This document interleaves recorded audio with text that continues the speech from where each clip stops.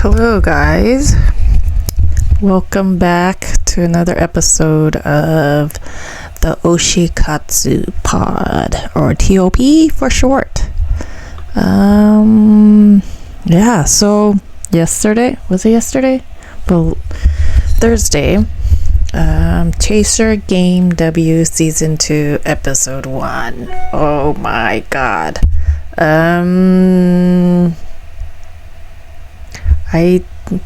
The production team, I think they gave the fans what they wanted. And yeah, it's strange, but I feel like everything that I predicted, just based on the trailer and like based on what I remember from season 1, most of it came true. So I made a list. So Cole, which is Fuyu's husband, he helped her escape China, and he was the one that pretty much he's urging them, Itsuki and Fuyu, to get back together because he can see that they're not happy. And also, let's see, what else did I predict? Oh, there was one line where Fuyu, she was telling the story of like what happened in China. So she was a housewife, she's like had no contact with anyone, and she was pretty much just dead because like that's all she was doing was just chores and raising her daughter. So I predicted that as well, like she's not there. Her mom though mentioned her mom was in contact with the chief Ro, so Robucho. They were in contact with each other while she was in Japan, when Fuyu was in Japan. So she was reporting back everything. And I predicted that as well. I kind of sensed, okay, the mom she's like spying on her, right? There was that. Also, you have to excuse me because you might hear some beeps and sounds. That's because I'm also I am ripping all of my CDs, my Amuro Namie CDs. I don't know how many I have, but I made a small dent so far. Maybe I'm 1/3 of the way through. And it's Amuro Namie's birthday today. I think she was born in 1976, I think. Which makes her either 47 or 48. Whoa. Wow. She's almost hitting the big 50, right? But yeah. So I thought, okay, it's time to rip all of these. Because how else will I listen to everything? So anyway, that's my Oshikatsu task for today. I also got new Yurika magazines, 3 of them. I don't know. My shelf is getting filled with these magazines. I never really collected magazines. I stopped. I used to collect like Junon and Popolo magazines. And I had like a box full of them. It was so heavy. Eventually I listed them on eBay and I got rid of most of it. It was like several years, like maybe 5-10 years of like just constantly like just listing it and like selling it. And I think I did it all within a week, but then slowly people would buy, and then yeah, so most of that is gone. When Amuro Namie retired, that year, that 2018, geez, she was like on every like Japanese magazine, and everything like featured her on it. So like in the span of like 1 year, what, 20 magazines? I don't know how many, but like my friend helped me buy some. I bought some from Amazon, so it was like this constant like stream of stuff, merchandise. Oh my god, it was so much. And then she had like, of course, her tour. So there was tour merch. Then she had like these pop-ups at various like stores, and she would have like these gacha machine, those, you know, little like pins, or like acrylic stands, but they all fit inside this little gacha capsules. So she had those at the she had these pop-ups where like it showed her like costumes from different tours and different music videos, I think, or maybe it's just tours, I don't remember, but they showcase those, like just a history of like what she's, you know, of her work. And at those locations they had these gacha machines. So there was, I did not collect everything, but I asked my friend. he grabbed a bunch for me. I feel bad, but I kept bothering him every time. He got me like t-shirts, he got me like little mini acrylic stands, and towels, and t-shirts, and tote bags, and oh my god, there was so much merchandise that year. But then before that, I was I kind of had stopped, you know, just watching dramas. I stopped following like Japanese or J-pop in general. I even stopped listening to Amuro and Namie. I think it was like right after like I gave birth to my son in 2015. So I didn't even fan sub or anything during, at least for 5 years, I think. Yeah, 5 or 6 years, I don't remember exactly. And you know, having a kid is tough. So after I had my son, I had my daughter in late 2016. So it was exhausting. If you're a parent, you know, like sleepless nights, constant crying, constant changing diapers, constantly feeding them, and then making sure they don't like hurt themselves. Then I went back to work too, of course. So, and then working out, trying to lose the fat, you know, the pregnancy fat. Yeah, it was tough. So I didn't even fancy it. Like, I wasn't even watching dramas for at least a good 5 years. I slowly got back into it because there was a drama about ramen. I love ramen, okay? I love ramen. Yeah, so I helped sub that on Viki. So Viki is a streaming platform where volunteers they have like their own tools on the browser, and you can like help translate, and you can help time. They call it something else. They have their own terms.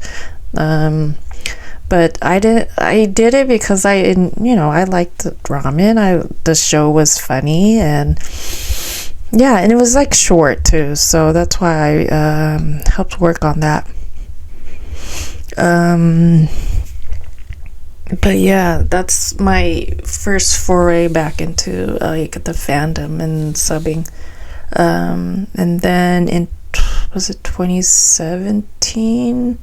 Well, whenever Amuro Namie announced her retirement, I was like, oh crap, like all this time I've wasted. Like, I could have gone to her concerts, like I could have bought more merch, So then, okay, 2018, I like bought everything I could. I even made some friends on Instagram, and they, in a part of Oshikatsu, the fans make their own merchandise, like, which is very it's very unique, I feel, to Japanese fandom. Maybe the Korean fandoms do it too. Maybe, I don't know, because I'm not too involved in like K-pop. I was when, like, a long time ago, when like 21 debuted. So that's when I listened to K-pop, and a little bit before that was like BoA and like Kyori. I listened to them, and SES. So it was a little bit here and there, K-pop. Anyways, all this merch, what am I gonna do with it? Most of it is just sitting on my shelf. Most of it are in like plastic bins that I just tuck away. Some of it I put it out on display on my shelf. But then now, like, okay, I got back into it with like, my new Oshi is Yurika, Nakamura Yurika. But I don't know, it's getting a bit too much. It's tough at being like a foreign fan. Most of the time shipping won't come. It's not available, right? So for worldwide shipping, it's not available. But then, there's different proxy services that you can use. But I don't know, this is getting too much. Like, since Chaser Game first aired, which is, beginning of this year, like, the magazines, the Chinese magazines I have of like them too, Itsufuyu, oh my god, it's like the same amount that I, of the Amuro Namie magazines from 2018. But then they come with these little like cards. So what they do is these sneaky like magazines, they print like 3 different covers, or 4 or 5 even, or more, 6. I think one of them had 6 different covers, but then the inside is all the same. So they force you to, they have these different sets. So like you have set A, B, or C. Set A will probably like 2 magazines. Set 3 is like 3. And then the last one is usually like the big one, where it's like 4 to 6 magazines. And like I said, the covers are all different, but the insides are all the same.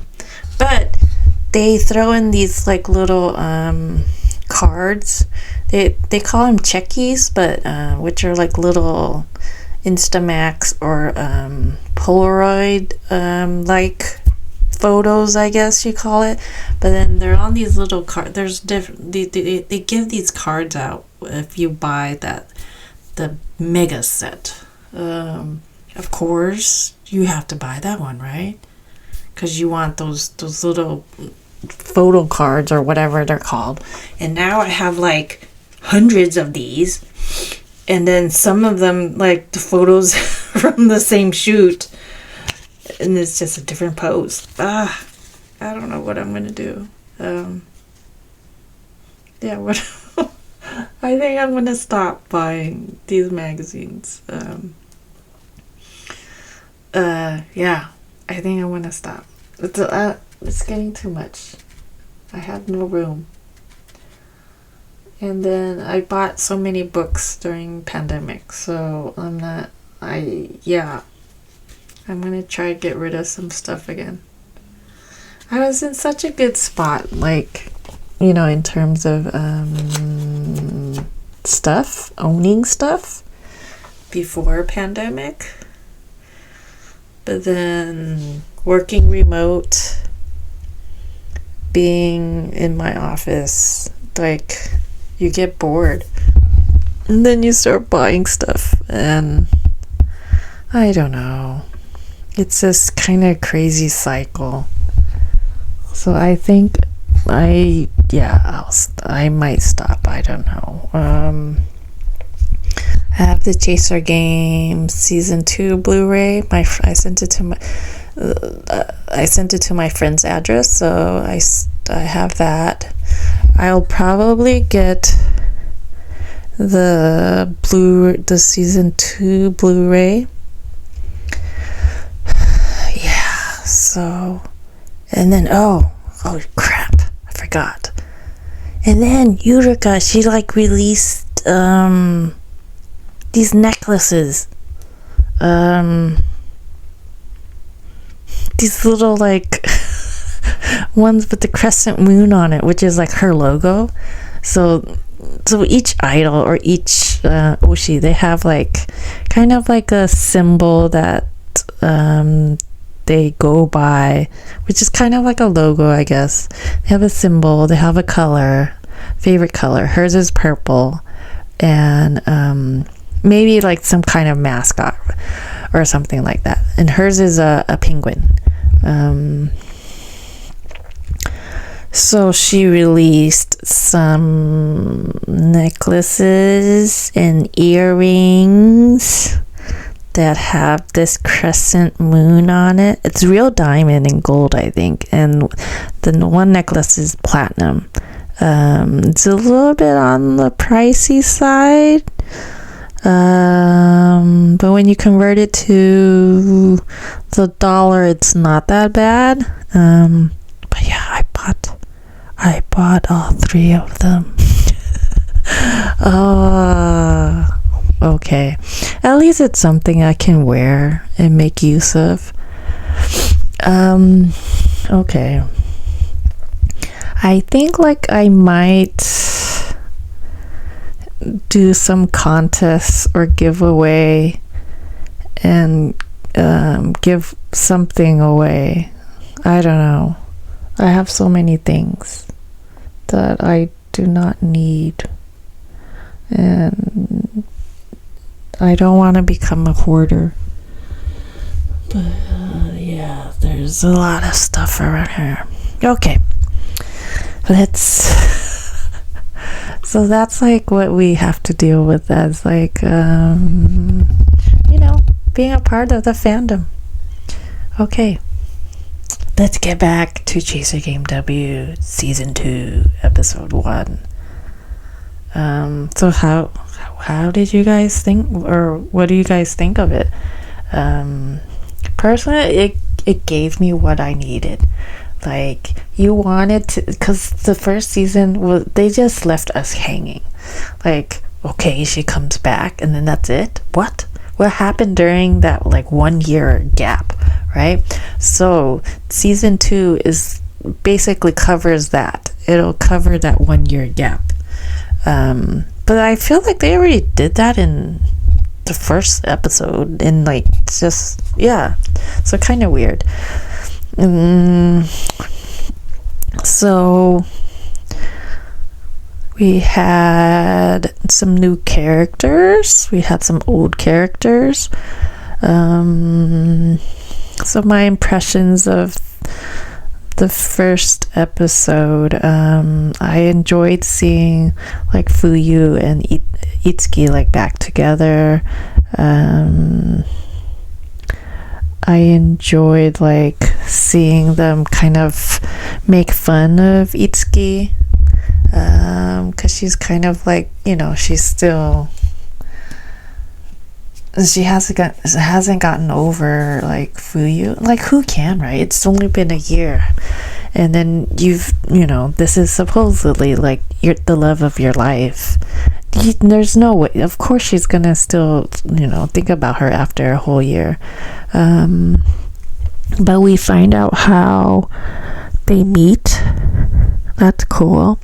So they meet in college. So she saves her from some guys who are like trying to pick her up. By her, I mean Fuyu. And then, so we see her, we find out how they meet. They start getting to know each other, hanging out, going to that cafe, eating parfaits. They eat so many parfaits. That's a lot. Like, come on, switch it up. Get something else. What else happened? It was, this cool guy, Fuyu's husband.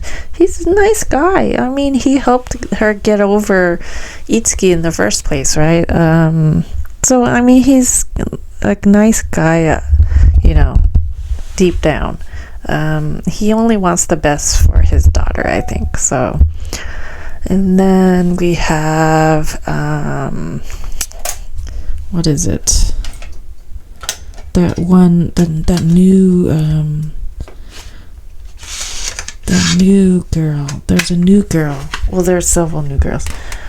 The one that works with Itsuki in the cafe. So her name is, I think it's Hikaru. But she's always like sneaking around. She's like snooping on Itsuki a lot.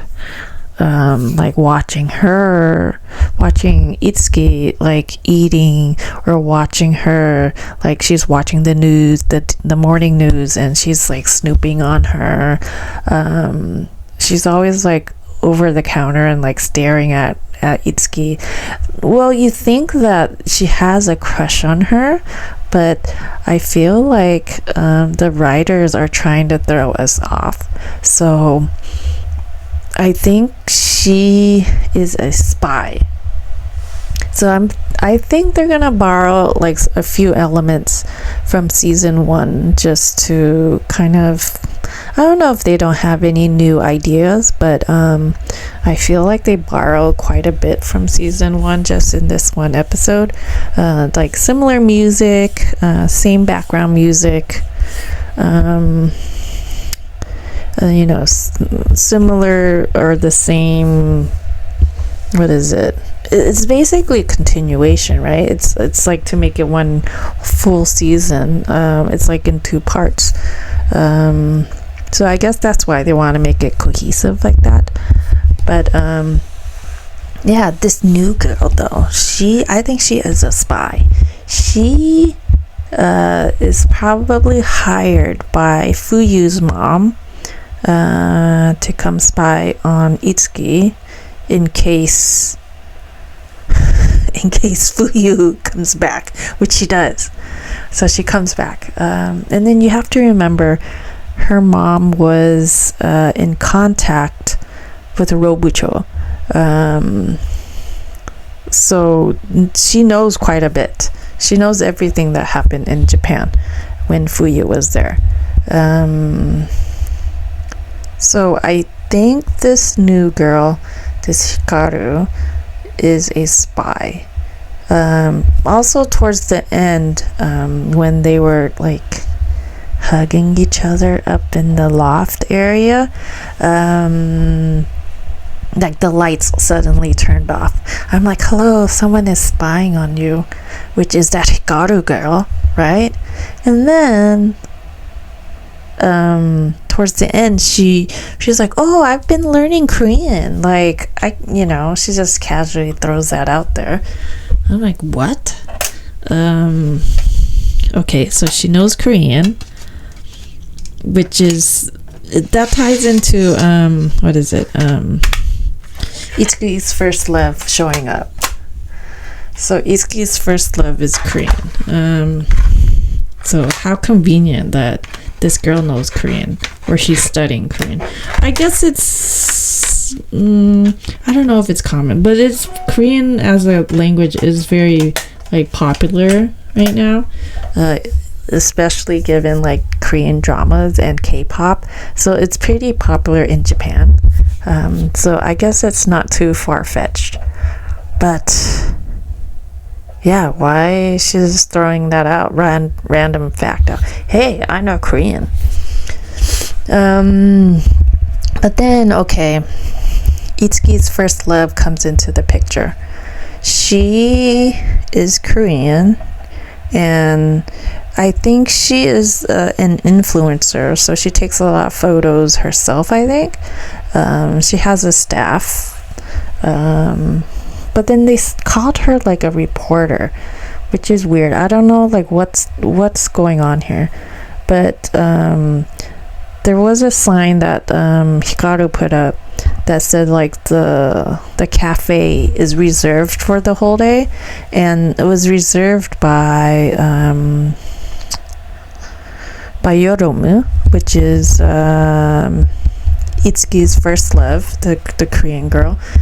She did homestay in Japan and stayed with Itsuki. And I guess that's how they fell in love, or first love. Okay. So she comes into the picture. She runs in and then hugs Itsuki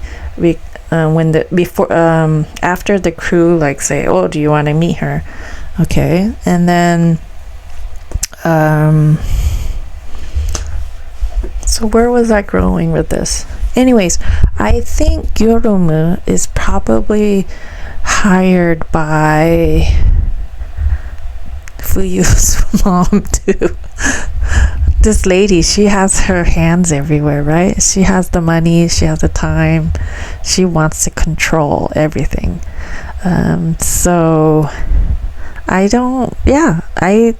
one of them is a spy. It would be too obvious if it was Yoromu would be the spy, but there was one scene in the trailer where Yoromu is like sitting in the jacuzzi and she's looking at an iPad, and I think she's talking to either Robucho or Fuyu's mom. Who else can it be?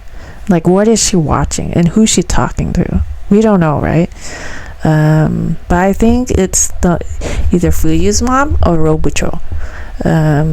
So keep your eyes on Yoromu and keep your eyes on Hikaru, the cafe girl.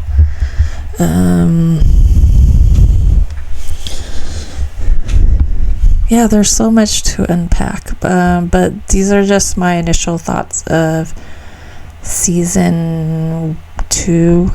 I don't know what will happen next. So they showed some preview. Of course, Fuyu is like gets jealous. She sees Yoromu hugging Itsuki from behind. So I guess next episode we'll see this kind of the showdown, or not, I don't know. But then like Fuyu's hair is all wet, and then you can tell she ran in the rain to come to the cafe. There's another scene where Itsuki and Fuyu are discussing Yoromu. I think they're walking in the hotel lobby, and Itsuki says like, I only love you, okay? And then like everyone in the lobby were like, what? They're gay.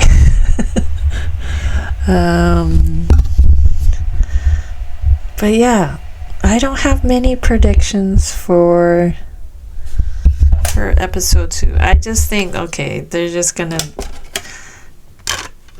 fight, and then we're gonna see jealous Fuyu. Yeah. And so they're back in Japan though, because Cole convinced the mom and the father that he can kind of get more supporters for the dad. I don't know how would that work though? It's like the dad is in China, and why would you get supporters in Japan? Like what is that? Like how is that all connected? Yeah, I don't know. So I don't have many guesses or predictions for episode 2. But yeah, tell me how you guys liked it. I enjoyed it. The opening scene was like they were playing with us. They're showing like the two of them getting married in the wedding attire, the wedding dresses. They were just playing with this, and that was all a dream in the end. Okay, well, see you guys next episode. Bye.